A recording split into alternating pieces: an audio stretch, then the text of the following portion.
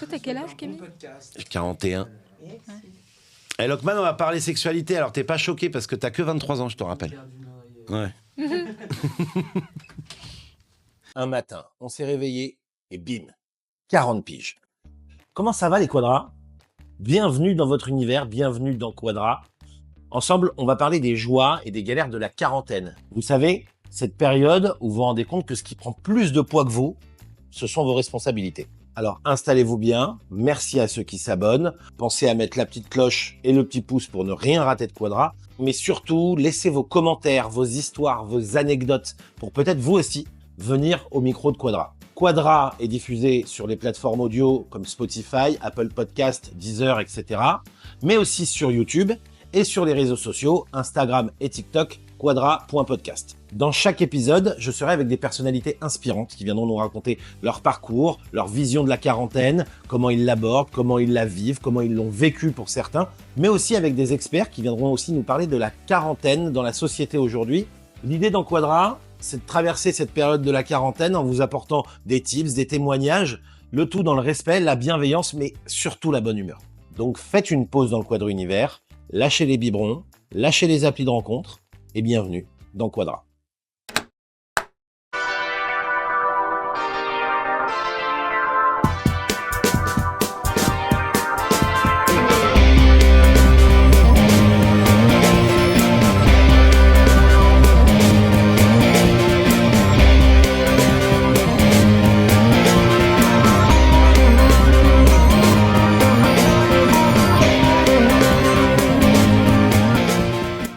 Bienvenue dans ce nouvel épisode de Quadra, le podcast dédié aux défis et aux joies de la quarantaine. Aujourd'hui, on va parler un petit peu de relations, de sexualité, de rapports humains avec la journaliste, avec le ton très décomplexé Flore Chéri. Flore Chéri, bonjour. Bonjour Camille. Comment ça va? Très bien, merci. Moi, je suis très content de te revoir, parce que je le dis, on se connaît. Flore, viens d'écrire un livre, tu viens de sortir un livre qui s'appelle Le microscope dans la culotte. C'est ça. Voilà, on est d'accord. On va faire le lien avec toute la quarantaine, évidemment, entre ce qu'il y a dans ce livre, ton expertise et la quarantaine. Mais déjà, dans les grandes lignes, qu'est-ce qu'on peut retrouver dans le microscope dans la culotte ? En lien avec la quarantaine ou de façon générale? De façon générale. De façon générale, mais ça concerne aussi les quarantenaires et ça concerne de façon générale tout le monde. La partie la plus intéressante de mon livre, je pense que c'est la deuxième, c'est comprendre le monde et comprendre à quel point les algorithmes, l'intelligence artificielle, le génie biochimique, l'essor de la chirurgie changent drastiquement notre vie intime et amoureuse. Et comment on fait pour faire le lien entre la science et la culotte, justement? Parce que le titre évoque bien le contenu du livre, tu vois, le microscope dans la culotte. Le microscope dans la culotte, le lien entre la science et la sexualité. Et pour moi, quand on parle de sexualité, en particulier dans le débat public, on évoque très souvent des avancées qui sont des avancées sociales et politiques, comme par exemple des grands discours qu'on peut avoir à l'Assemblée nationale pour... je vais prendre un exemple qui est celui de l'avortement. Mais ce discours politique qu'on va apprendre, nous, dans nos classes, il n'est possible que parce qu'il y a des découvertes qui sont celles de la pilule contraceptive, voire même derrière de techniques de chirurgie et de pilules qui permettent l'abortion, comment on dit, l'IVG derrière. Donc c'est parce qu'il y a eu un essor du génie biochimique et en même temps de la chirurgie qu'aujourd'hui, à la fois, on peut avoir de la contraception et en même temps qu'on peut pratiquer dans de meilleures conditions l'IVG. La sexualité, elle évolue aussi, vu que du coup, on peut forcément plus pratiquer la sexualité parce qu'il y a cette science qui a fait le travail. Et parce que la science est arrivée et elle nous a mis à disposition des outils, ça a changé, mais énormément notre rapport à la sexualité. Et les plus grands bouleversements se sont passés pour moi les 50 dernières années. Ça a commencé peut-être avec la pilule contraceptive qui est un des plus grands bouleversements sur le rapport des femmes à leur sexualité. Ça a permis quand même une vraie liberté. Et avant, on peut aussi citer le préservatif. Bien sûr. Mais il faut attendre que le caoutchouc puis le latex arrive dans l'industrie. Donc on est dépendant de cet essor de connaissances scientifiques et technologiques pour pouvoir aujourd'hui avoir une sexualité plus simple, avec une planification des grossesses plus maîtrisée, avec moins d'IST, avec aussi ce que j'appelle de la performance, c'est-à-dire le Viagra qui va venir pallier. On va parler des quarantenaires. Oui, on va y arriver, on va rentrer dans le vif du sujet, par t'inquiète. exemple, les troubles de l'érection à partir de plutôt 45-50 ans, mais qui arrivent avec le Viagra ou le Cialis. Ouais. Et ça touche beaucoup les hommes. Et chez les femmes, on va avoir des symptômes de périménopause, par exemple la sécheresse vaginale. Aujourd'hui, tu as des médicaments qui permettent de balancer les hormones pour éviter les phénomènes de sécheresse vaginale. Et donc de prolonger un peu plus loin une expérience confortable de la sexualité. Ah, c'est top, j'adore quand on parle. C'est la deuxième fois qu'on fait une interview là-dessus, j'adore quand Florelle en parle. Justement, dans ton travail, tu observes les évolutions de la sexualité. Comment tu décrirais celle des quadras aujourd'hui ? Est-ce qu'elle est plus épanouie, plus complexe ou simplement différente de quand on a 20 ans ? Ce qui est sûr, c'est qu'elle est... Alors, quand on a 20 ans aujourd'hui, quand eux, les quadras, ils avaient 20 ans. Quand les quadras avaient 20 ans. On en parlera après, des petits jeunes. D'accord. Oui, alors chaque âge ses plaisirs et c'est déconvenu en même temps. À 20 ans, on est normalement une phase d'exploration de sa sexualité. Quand on a 40 ans, on explore un petit peu moins, même si chacun va évidemment à son rythme.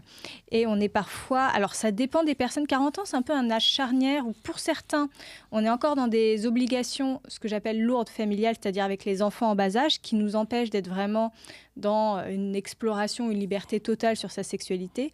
Par exemple, sur le libertinage, quand on a un enfant de 1, 2 ou 3 ans à la maison, même plusieurs en bas âge, c'est très difficile de découcher même avec son partenaire et d'aller sortir. Voilà, on est dans d'autres obligations, d'autres moments de vie.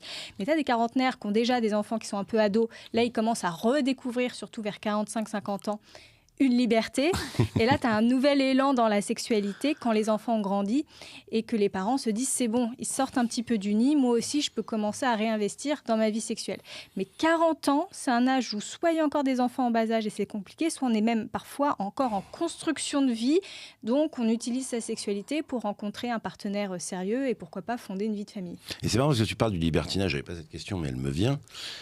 Est-ce que les quadras aujourd'hui font partie d'une génération qui pratique beaucoup le libertinage, parce que ça c'est complètement décomplexé. Alors vraiment l'âge d'or, on va dire, du libertinage, c'est le début des années 2000 avec les clubs libertins, notamment les Chandelles, dont tout le monde parle à la télé et qui connaissent une vraie hype, on va dire, à ce moment-là.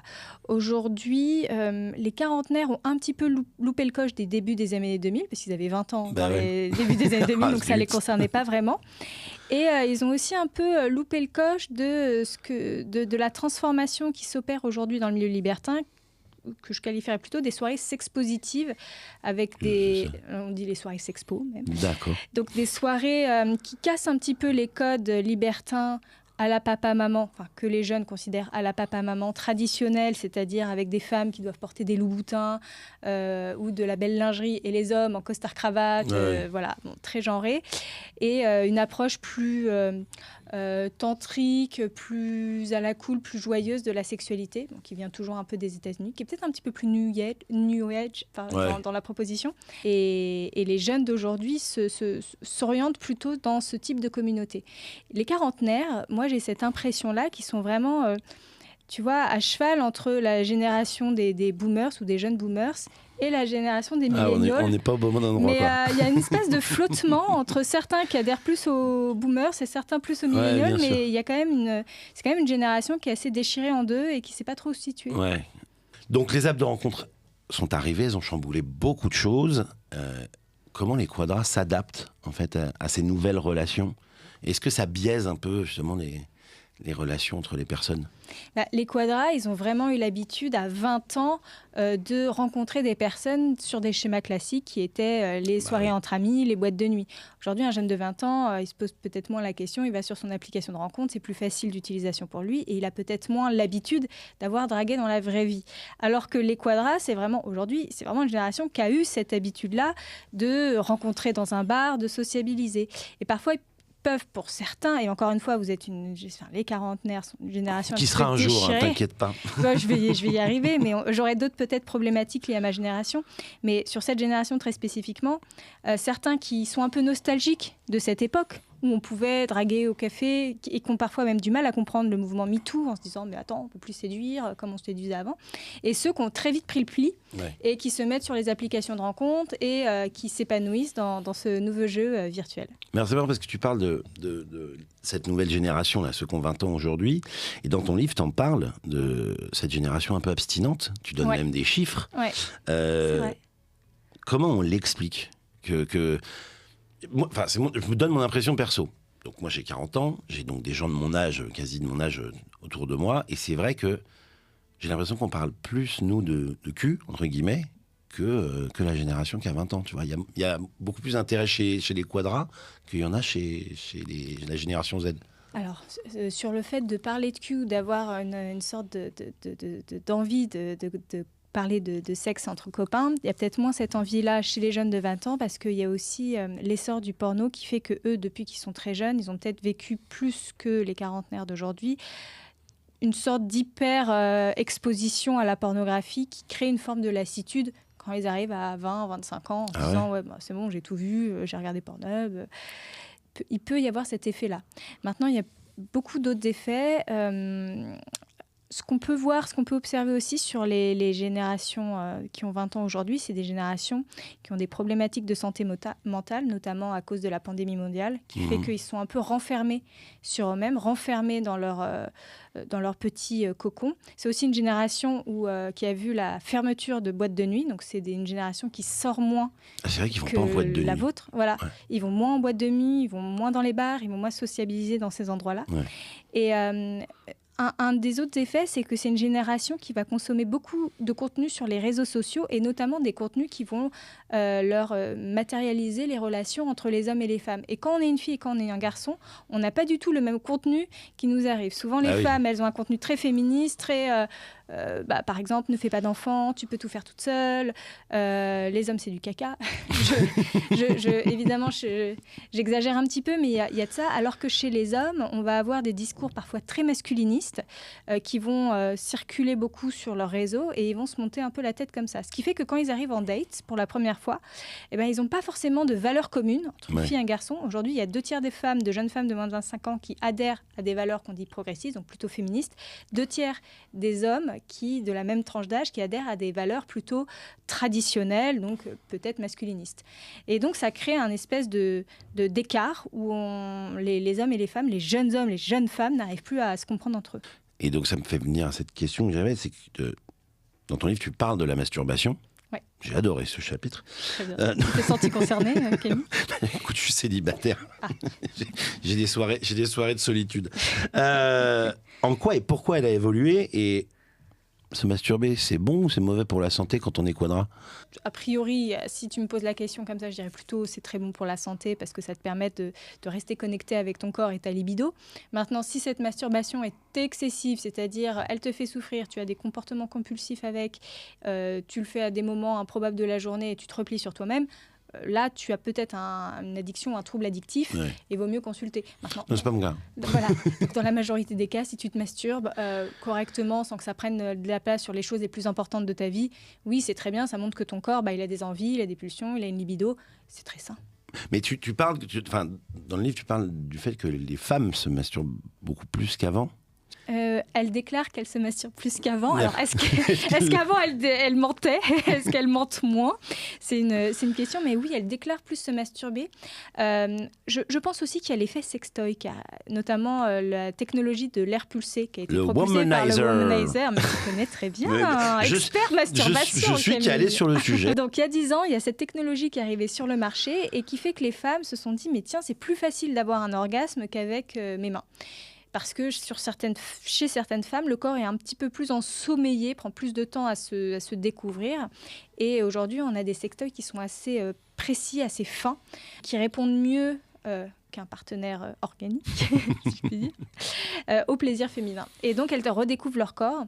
Alors, peut-être le danger ou le point d'attention, c'est qu'il ne faut pas peut-être tout le temps rester bloqué sur le sextoy ou l'objet, parce qu'on en devient après dépendant. Ça devient difficile parfois d'avoir une relation avec un autre. Mais ça permet un premier éveil, et puis pourquoi pas après une exploration avec un autre partenaire. Est-ce qu'il y a plus de sextoy chez les quadras? Et même dans les couples De façon générale, sur toutes les tranches d'âge, oui, il y a plus de sextoy. Principalement chez les jeunes, principalement chez les plus de 50 ou 60 ans aussi. Mais encore une fois, on est dans cet esprit de liberté. Certainement chez les quadras aussi. De toute façon, il y a plus de sextoy chez toutes les tranches d'âge. Ça dépend encore une fois des quadras. Quand on a des enfants seuls à la maison, on n'a peut-être pas forcément le temps de se masturber. Et surtout avec un sextoy qui fait un peu de bruit, où il faut le laver. Parfois, il ne faut pas le laisser traîner. Bon, oui, parce que si tes enfants en bas âge, ils prennent ça pour un jouet, t'es mal. Voilà, il y a ce truc-là. Et puis, il faut le nettoyer. C'est de la logistique. Donc, les quarantenaires qui ont des enfants en bas âge préfèrent les quickies, souvent. C'est rapide. Voilà, ni vu ni connu. Et puis, que le sextoy qu'il faut recharger, qu'il demande un petit peu de logistique. Je suis en train de penser à tous mes potes qui ont des enfants en bas âge. Je suis en train d'imaginer tout le monde. Là.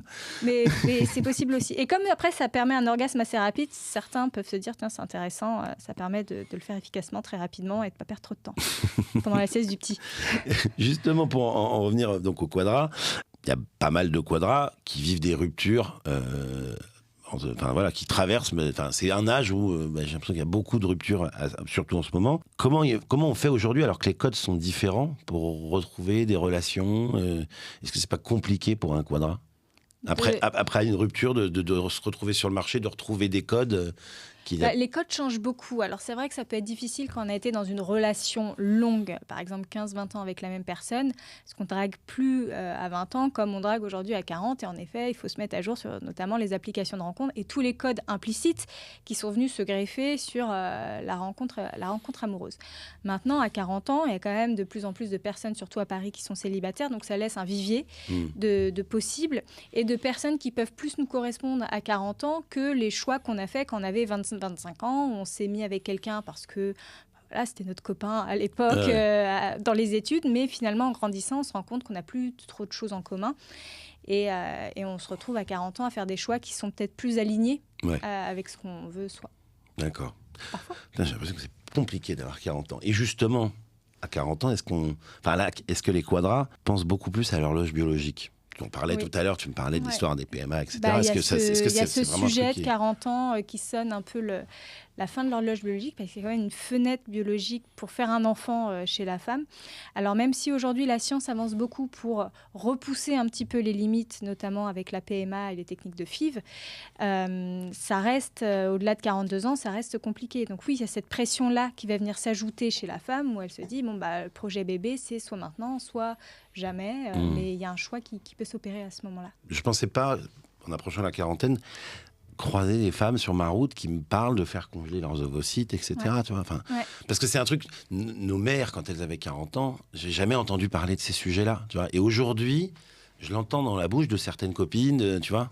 Parce qu'on a le plus le choix. Peut-être que ta mère, à son époque, avait une destinée un petit peu plus tracée, avec un choix d'enfant qui allait se faire jeune, enfin des premières naissances qui se font jeunes. Aujourd'hui, les premières naissances, elles sont autour de 30 ans, ce qui est quand même assez tard bien sûr. Par rapport à notre biologie et par rapport à la fertilité des femmes de façon générale.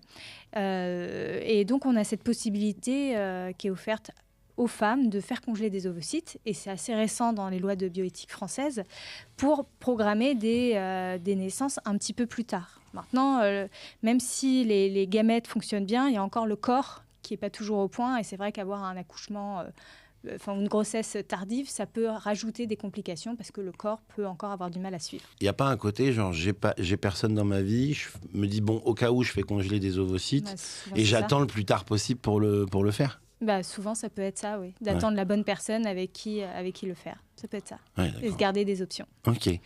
Est-ce que les fantasmes, les envies, les péchés mignons, etc., est-ce que ça change à la quarantaine? Alors, pour ceux qui ont des enfants qui grandissent, il y a des territoires d'exploration qui sont possibles quand les enfants sont grands, qu'on ne pouvait pas avant.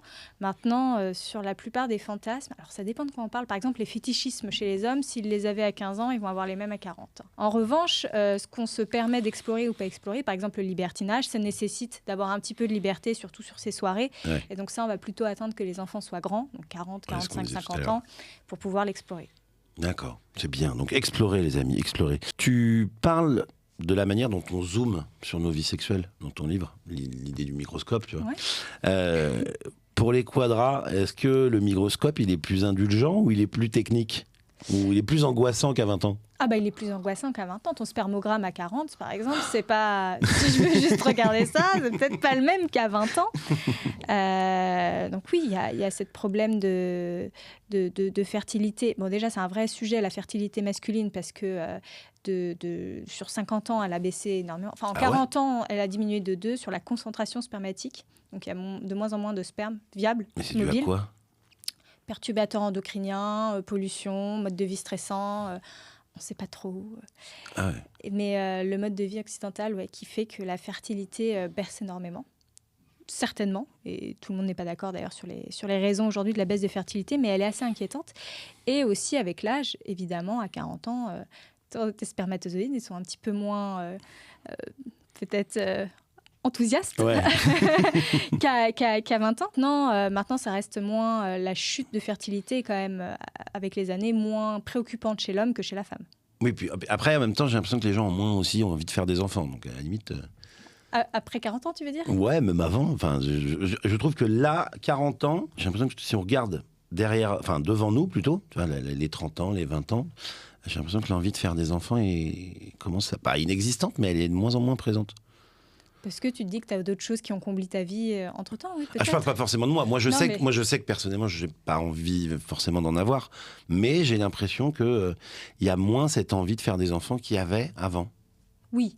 Ah bah c'est évident. Là. Il y a une chute de natalité qui est énorme. Et c'est lié notamment, je pense, aux femmes, principalement, qui ont de moins en moins envie de faire des enfants. Et les hommes, certainement, suivent un peu le mouvement. Mais c'est les femmes, en premier lieu, qui portent le désintérêt, on va dire, pour la maternité en premier lieu. Parce qu'il y a d'autres choses qui comblent leur vie, parce qu'elles trouvent d'autres territoires d'épanouissement. Parce qu'il y a la question financière aussi qui questionne beaucoup les jeunes femmes en se disant mais aujourd'hui avoir un enfant c'est de l'argent, est-ce que j'aurai assez de surface financière, est-ce que mon couple il va être assez solide pour durer dans le temps et maintenir l'enfant à flot. Donc il y a toute cette question-là d'angoisse un peu sur l'avenir qui viennent aussi ralentir le désir d'enfant. Est-ce que le fait qu'on soit... Enfin, on est une génération quand même qui est très surchargée, qui travaille beaucoup, etc. Ça joue aussi parce que, je suis honnête, si je veux pas d'enfant de mon côté, je veux plus. J'ai voulu quand j'avais 30 ans, bon, ça s'est pas fait, voilà. Mais si je veux plus, c'est parce qu'aujourd'hui, je reconnais que j'aime ma vie et j'ai pas envie de la changer, en fait. Oui. Je suis honnête, parce que moi, je veux pas te dire, c'est pour sauver la planète, et c'est pas vrai. Moi, ceux qui disent ça, je les crois pas. Je prends des bains. Non, mais je les crois pas, ces gens-là. Je ne trie pas mes déchets, je prends des bains. Je crois pas ces gens-là. Mais pour moi, c'est parce qu'on a envie de continuer à se dire, arrivé à la quarantaine, je kiffe encore ma vie comme si j'en avais 30, quoi. Oui, et donc, si je c'est veux un l'amour enfant... de la liberté. Mais bien sûr, l'amour de la liberté qui est possible aujourd'hui. On peut choisir beaucoup plus facilement sa carrière que nos parents. On peut plus facilement choisir de là où on veut vivre que nos parents. La digitalisation a beaucoup aidé à favoriser notre liberté. Donc oui, le désir d'enfant se fait de moins en moins, de plus en plus optionnel dans des carrières et des vies bien remplies, surtout sur des métiers passion comme celui que tu as. Oui. Mais ça viendra peut-être, je dis pas, je suis pas fermé. Mais bon. Peut-être rencontrer quelqu'un, on ne sait pas. Oui, je ne me ferme pas la porte non plus, mais c'est pas dans mes projets. Tu parles aussi de la connaissance de son corps. Est-ce que tu penses qu'on le connaît de mieux en mieux en prenant de l'âge ? Oh j'espère que tu le connais mieux qu'à tes 20 ans. Mais est-ce que c'est le cas de tout le monde ? Oui, tout le monde. Je pense qu'avec l'âge, évidemment, que tu connais mieux ton corps. D'ailleurs, oui, j'ai fait beaucoup d'interviews sur la sexualité des quinquas, plutôt qui...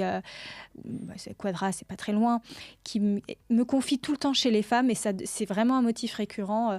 C'est génial, c'est beaucoup plus facile d'avoir des orgasmes, c'est beaucoup plus facile même d'accepter son corps et d'avoir confiance en soi, alors qu'à 20 ans, on est peut-être canon, mais on est toujours complexé, on se trouve pas normal, pas assez bien, pas assez si, alors qu'à 50 ans, les filles, elles ont, ou 40, accepté leur corps, plus facilement, en tout cas pour certaines, plus facilement compris comment elles pouvaient avoir du plaisir, comment elles pouvaient jouir, mieux guider leur partenaire. Et ça, c'est une vraie bulle de liberté, surtout du côté des femmes, parce que l'exploration de son corps quand on est une femme, c'est plus complexe que quand on est un homme, où la masturbation est quand même plus simple. Mais est-ce que du coup, ça fait pas en sorte qu'on ressente une certaine pression ? Parce que, dans le sens où, je m'explique, arrivé à la quarantaine, et puis encore après, le corps change encore. Et puis t'as mal, et puis il y a des choses qui changent. Et tu parlais du Viagra tout à l'heure, donc il y a moins de performance. Comment on peut dédramatiser ce truc-là quel conseil on donnerait au quadra pour qu'ils se disent c'est pas grave? La performance pénétrative, elle va diminuer avec le temps, c'est possible. Mais en fait, quand tu regardes les sexagénaires, par exemple, très souvent, ils réinventent la sexualité avec beaucoup plus de tendresse, de complicité, de caresse.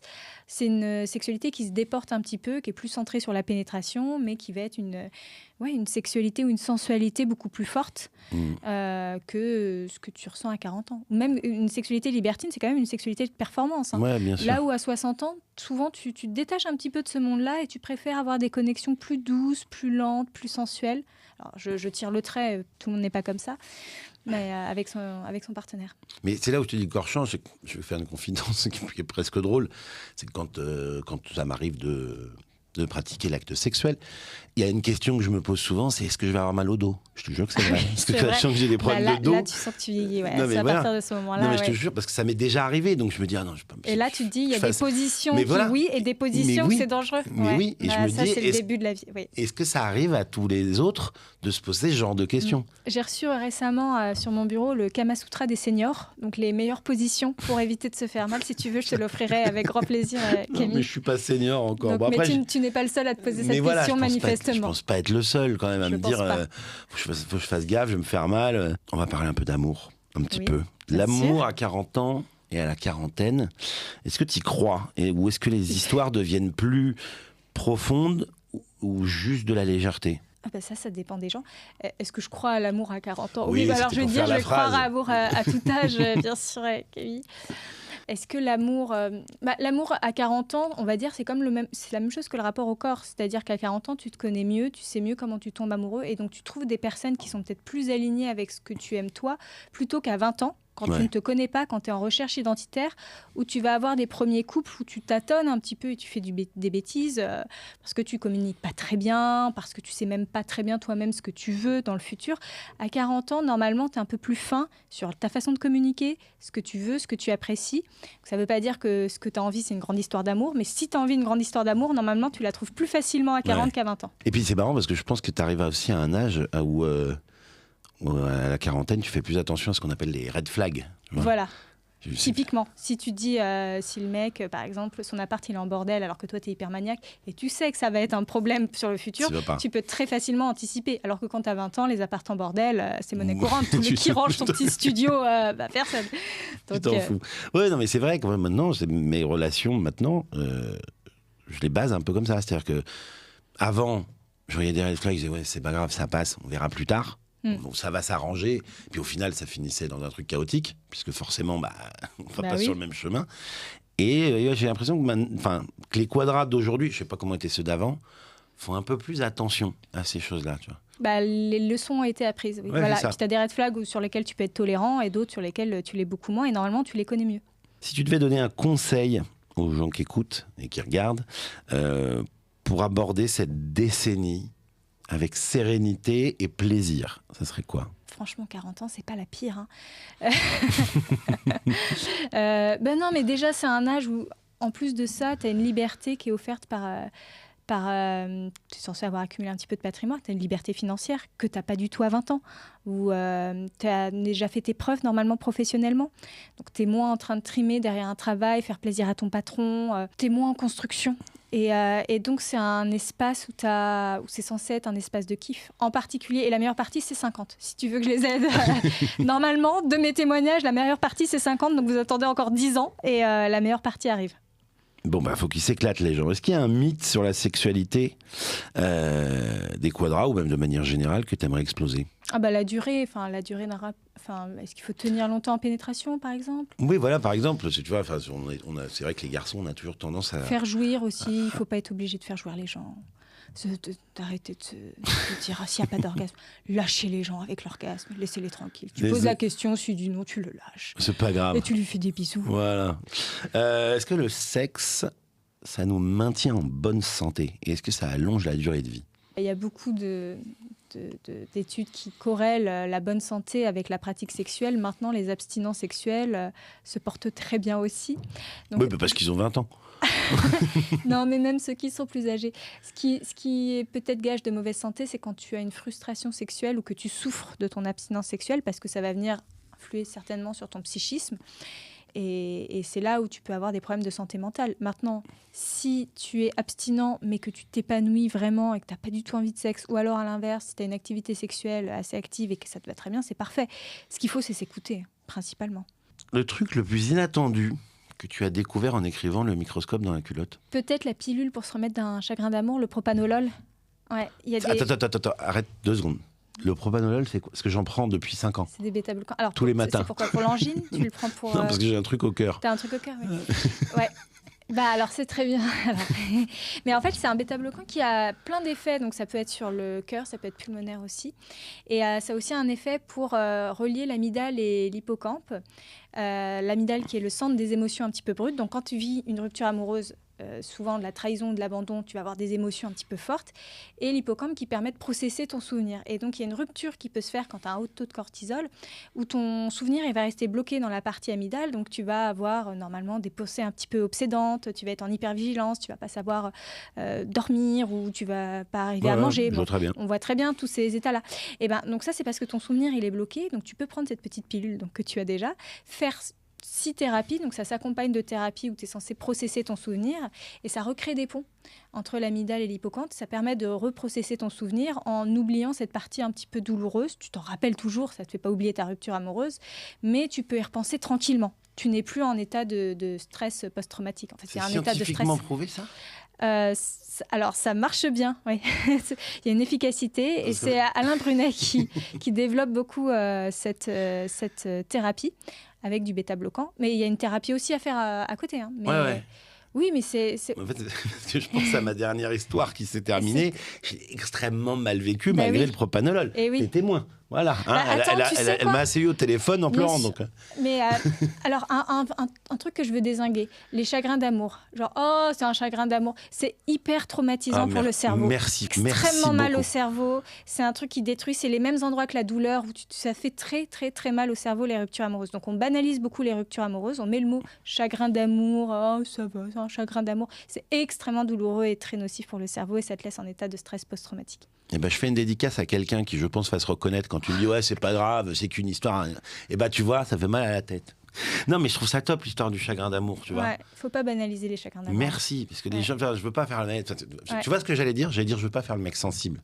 Non, alors que si, en fait, ça fait super mal, et ça fait mal partout. Ça fait mal partout, c'est tout ton corps. T'as plus de libido en plus, t'as plus rien, tu peux plus manger, t'es en état de stress post-traumatique. J'avais perdu 12 kilos. Ouais, voilà. C'est possible. Mais tu vois, c'est énorme. Et ça, par exemple, c'est banalisé, c'est pas pris en charge par la sécurité sociale. Tout le monde s'en moque qu'il y ait plus de ruptures en ce moment, alors que pour moi, c'est un vrai problème de santé publique et de santé mentale. Ouais. Mais c'est la société aussi qui fait qu'il y a plus de ruptures. Oui. Ouais. Peut-être les applications de rencontres aussi. C'est sûr que ça n'aide pas. Mais non, mais vraiment, ça c'est un sujet. Tu vois, je savais pas qu'on allait l'aborder. C'est un vrai sujet. Et c'est pour ça, je suis honnête. Moi, j'ai beaucoup de copines filles, et heureusement qu'elles ont été là dans ces moments-là, parce que mes potes mecs, ils se la jouent mecs, tu vois. Puis c'est des quadras, donc ils vont pas me faire. Mais non, je suis là, mon copain. Non. C'est on va boire une bière, c'est pas un vrai problème. Quand tu auras des problèmes d'oseille, ce sera des problèmes. Voilà ce genre de phrase. Ouais. Alors que non, rupture amoureuse, c'est un vrai problème. Le problème d'oseille, c'est pas des vrais problèmes. Tu vas passer comme tout le monde, parce que même si tu es là en tant qu'expert, tu vas passer sur le grill des quadras, même si tu n'es pas encore une quadra. D'accord. Très bien, on anticipe. On anticipe. Donc je te pose 5 questions, une réponse courte, c'est sur les souvenirs de notre enfance. Très bien. Le goût d'un bonbon de ton enfance qui te manque? Les harlequins, j'aime bien. Ah, ça fait la deuxième, même le sortir, les harlequins. Moi, j'aimais pas ça. T'aimais pas ça, ça trop acide. C'est clivant, le harlequin. Rien que d'y penser, tu sais quand tu manges un truc trop acide, là, que ça te fait ça. L'émission de ton enfance qui a disparu et qui te manque. Oh, les minicums, bien sûr. Mais bon, alors c'est peut-être pas Quadra. Hein. T'as regardé les minicums? Évidemment que j'ai regardé les minicums. Les minicums. Mais pardon, mais il faut les faire revenir. Ça mais ils me manquent tellement. Surtout avec les artistes d'aujourd'hui, ça serait rigolo. C'est hilarant. Ouais. C'était trop bien. Les minicums, bien sûr. Un truc que disaient tes parents qui te saoulait, mais que t'appliques quand même aujourd'hui. Lave-toi les mains avant de manger. Vous saurez que Flore a les mains propres. Un adjectif pour qualifier la génération Z. Challengeante. D'accord, et abstinente. Tu devrais faire quoi à 40 ans? À 40 ans, psychologue. Bon, t'es pas loin. Hein. Je suis pas tombée loin. Merci beaucoup Flore pour ces réponses, plaisir. Pour ton expertise. Et j'espère que ça va apporter un peu d'aide à certains quadras qui se posent des questions sur leur sexualité. Vivez votre sexualité. Moi, je vous le dis. Vivez vos fantasmes. Tant qu'ils font de mal à personne, vivez-les. Tant qu'ils vous font du bien à vous très aussi. Bonne parole. Mais et oui. vous pouvez toujours découvrir plein de conseils dans le microscope dans la culotte. Exactement. Vous pouvez retrouver donc le livre de Flore, Le microscope dans la culotte, que je vous invite à lire. Vous allez avoir plein de conseils et apprendre plein de choses. Voilà. Il y a 2-3 trucs qui m'ont vraiment surpris. Merci encore, Flore. Merci à toi pour ton Merci accueil. d'être venu. Merci d'aider ces Quadras. N'oubliez pas de continuer à suivre Quadras, de vous abonner, de liker, de commenter, de partager comme vous le faites, parce que c'est grâce à vous que Quadras existe. On se retrouve très vite dans un prochain épisode. Ciao les Quadras.